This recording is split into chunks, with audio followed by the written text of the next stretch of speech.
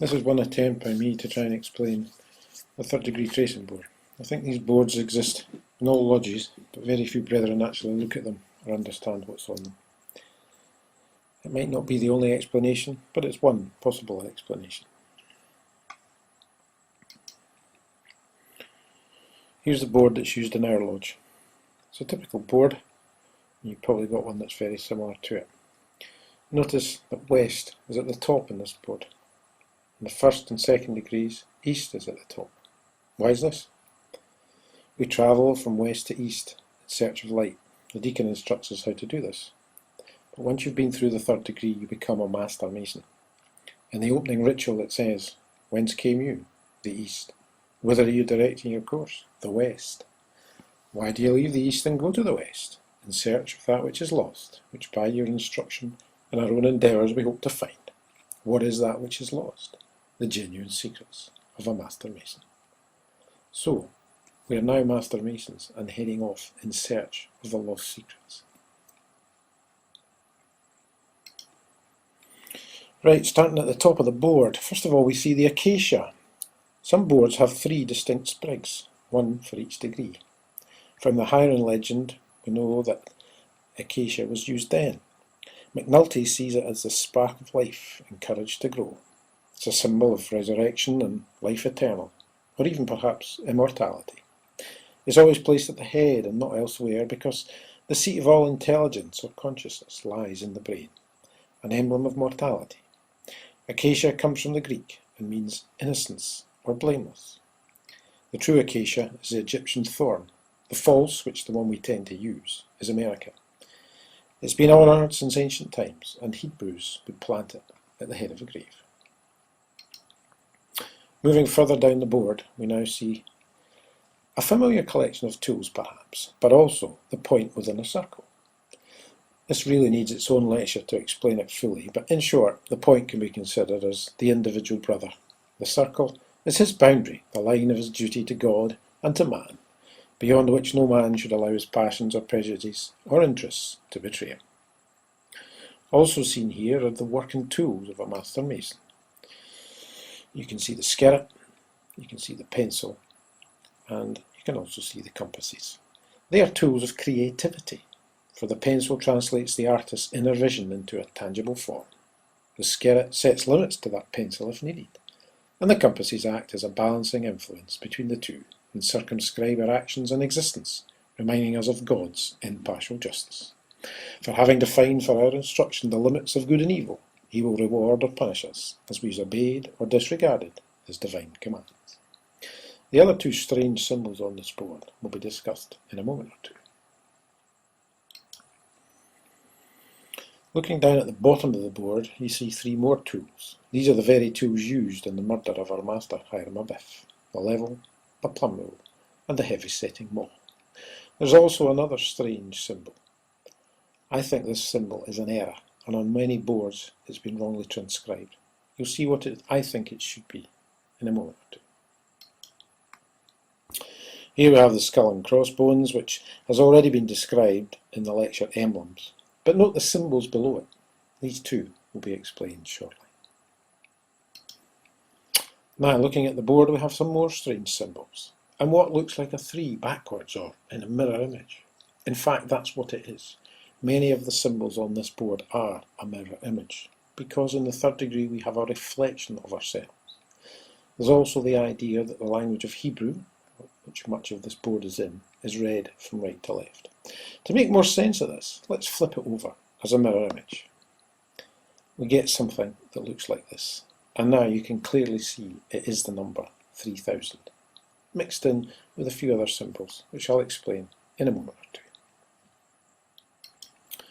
To make sense of them, we have to understand the Freemason cipher. If you can imagine a little board grid, like on a noughts and crosses board, and if we fill that in with the letters ABC, DEF and GHI, we've now run out of space, so let's have another grid, this time a large cross, and fill it in J, K, L and M. That covers half the alphabet. If we now do the same again but insert a dot in each of these, we end up NOP, QRS, TUV, W, X, Y, and Z. Now what that means is each of these letters can be represented by the shape of that grid part. Look at this on the right here. I've taken out some shapes and these represent a message. The top one, can you see, is the letter K. The next one down would be an N, and so on. Filling all these in, we can gradually reveal a message, which some of you may be able to guess by now.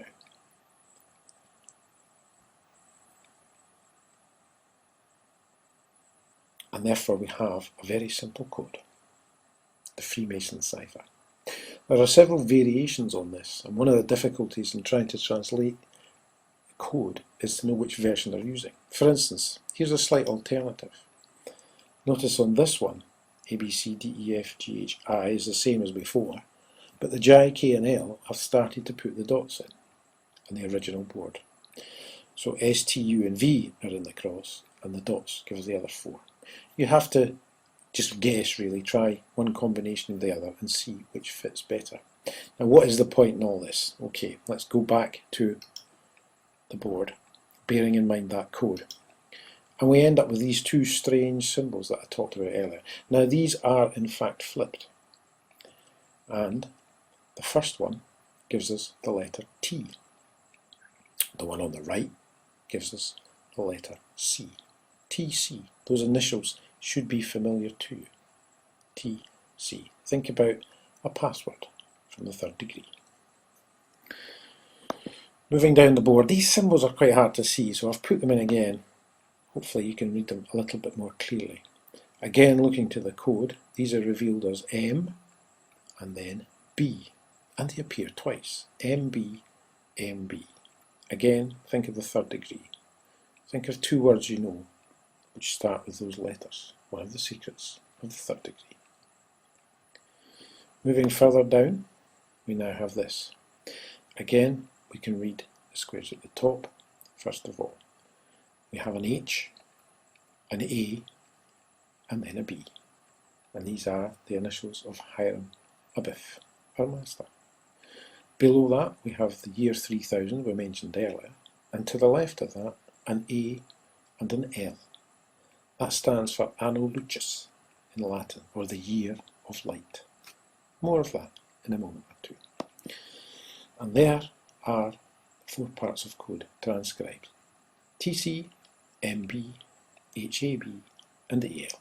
Remember, on your board they will not have been flipped, so you may see them as they appear in the column on the right. There's more detail given on this little code on that website there, civilwarsignal.org cipher, pigpen cipher, HTML, if you want to have a look at it. Now, moving back to the board itself, we have here the scroll. The candidate enters the sanctum sanctorum by the porch. Compare that with the second degree when he enters with the middle chamber door. The porch, therefore, is seen as a transition from the second degree to the third degree. Once in the sanctum sanctorum, the light from the dormer becomes a blazing star or glory in the centre. Remember that from the first degree. Namely, the omnipresence of the great architect of the universe. Common to all 3 degrees is the square pavement. Here it's intended for the high priest to walk on, not for any mere mortal. But as the candidate is now raised to greater purity, he too becomes qualified to walk with the high priest. Note the columns. If you count them carefully, there are 12. These are thought to represent possibly the 12 tribes of Israel, or the 12 signs of the zodiac. And that strange triangle over on the left-hand side may be from the marked degree. The rest of the strange symbols on this scroll are Hebrew. We'll look at that in a moment. Starting from the right, we have this code here. Now, this translation is by Brother David Barrett, past master of the lodge in Israel. I take no credibility for it. It's based on his translation. He reckons there's some errors appearing, and what it should actually look like is that. Now, what does that actually mean? It translates into 2 sentences. God's temple of, or which was designed or erected by, Bezalel or Bezaleel, furnished to my God, is the first part, And the second reads, "This house was hewn." In other words, it was made by. To be completed, as we shall see, by the section on the left, which we'll come to in a moment. Now let's pause and think about Bezalel. Who was he? He's a character from the Bible. If you read Exodus 31, 1-6, Bezalel, or in Hebrew it's written as shown, was the chief artisan of the tabernacle. And here you see a picture of him as interpreted by James Tissot.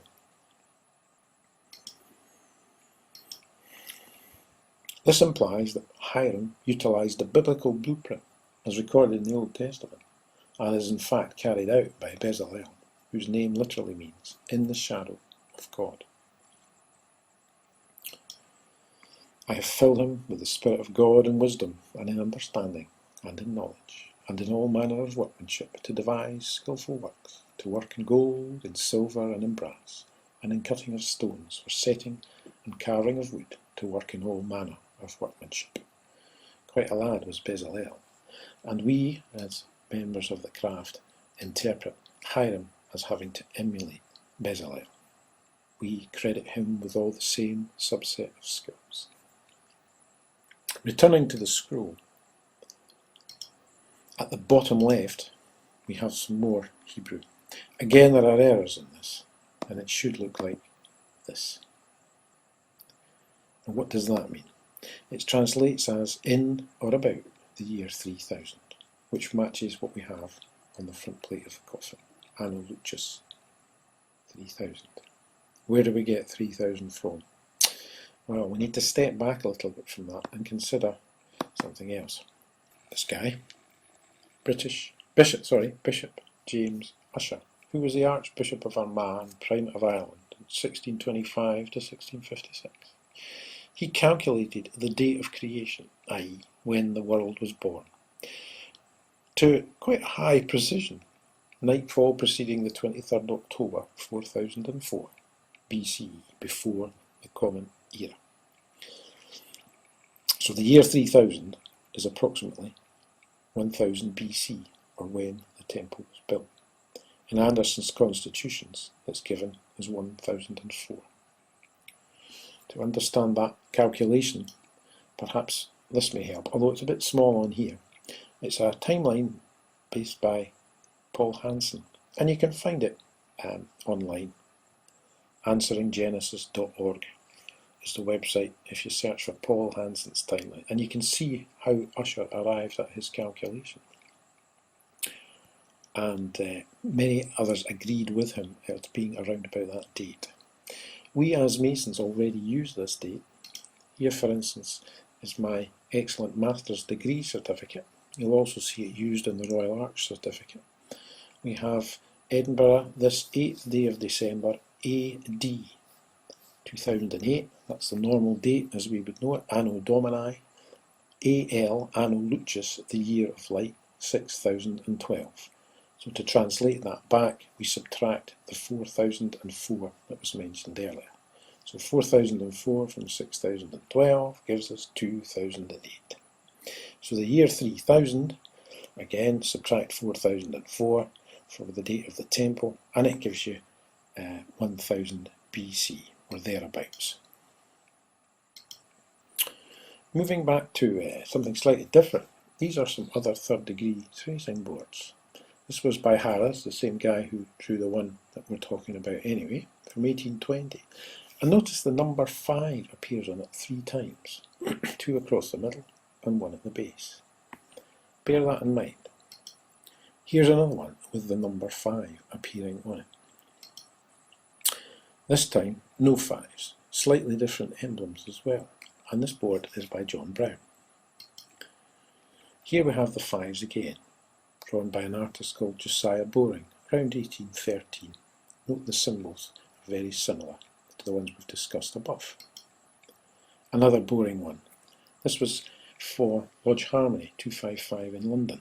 Notice we can actually see the body of our master in this because the lid is askew. The number 5 appear on it again, and the ruffians are shown in their cave at the bottom right hand side. Now where you saw 5s in the previous one, they have been replaced by this strange symbol, and that is what the symbol should look like. but on many boards it does not. Where does that come from? Well, that is in fact the fifth letter of the Hebrew alphabet. There are two schools of thought as to where this has come from. It could possibly have been a V originally and was misinterpreted as a number 5, a Roman number 5. Hence it became a 5 and was then translated into the fifth letter of the Hebrew alphabet. Or it may mean something else altogether. Here's another tracing board, again from Harris. No coffin this time, but the actual body of our master lying at the bottom of the grave. You can clearly see the fifth letter of the Hebrew alphabet shown there, which is what it should look like. Look at your own board and you'll find it's different. Now the script there reads slightly different to what we had above. Again, it's a different interpretation. The Temple of Jerusalem was built by Solomon, king of Israel, Hiram, king of Tyre, and Hiram Abiff in the year 2992. Remember, we had 3000 before, so 8 years is neither here nor there in the great scheme of things. That's the right-hand side.